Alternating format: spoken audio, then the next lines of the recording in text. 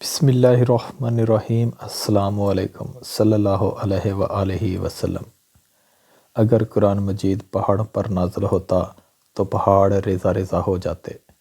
حضرت شاہ عبد العزیز دہلوی رحمۃ اللہ علیہ کے زمانے میں ایک ہندو پنڈت نے ایک اعلان کیا کہ ہندو مذہب سچا مذہب ہے اور اسلام جھوٹا مذہب ہے، اور دلیل اس نے یہ پیش کی کہ ہمارا فلاں مندر جو 2000 سال سے بنا ہوا ہے آج تک بالکل صحیح سالم ہے، اس کی دیواریں، کھڑکیاں، دروازے، غرض سب کچھ ویسے کا ویسا آج تک اپنی اصل حالت میں موجود ہیں، جبکہ مسلمانوں کی مساجد 1 سال بھی نہیں گزرتا کہ رنگ و روگن، در و دیوار، دروازے، کھڑکیاں سب کچھ خراب ہونا شروع ہو جاتے ہیں۔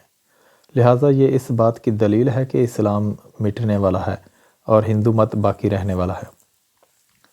مسلمانوں کی اکثریت اس پروپیگنڈا کا جواب دینے میں ناکام رہی، اور اس کی وجہ سے لوگ بہت شش و پنج میں مبتلا ہو گئے کہ اس پروپیگنڈا کا روک تھام کیسے کیا جائے۔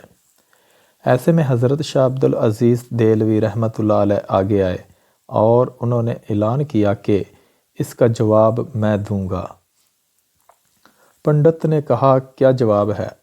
حضرت نے کہا کہ ایسے نہیں، اسی مندر کے دروازے پر جواب دوں گا۔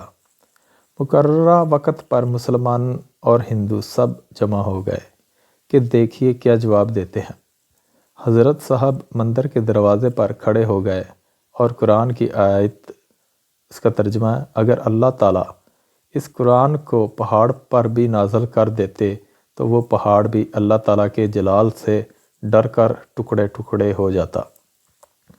آپ آیت پڑھتے جاتے اور مندر کے در و دیوار، دروازوں کی طرف انگلی سے اشارہ کرتے جاتے۔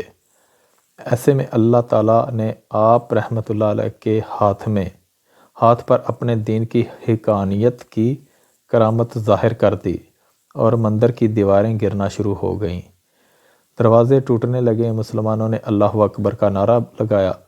پنڈت جلدی حضرت کے قدموں میں گر گئے اور کہا، بس کریں، بہت ہو گیا، لیکن اس کی حقیقت تو بتا دیں کہ یہ کیا ہوا۔ آپ نے فرمایا، اللہ تعالیٰ قرآن میں فرماتا ہے کہ قرآن اگر پہاڑ پر نازل کر دیتے تو وہ بھی اپنی جگہ نہیں ٹھہر سکتا، پھر اس مندر کی کیا مجال ہے، یہ اپنی جگہ پر کھڑا رہتا۔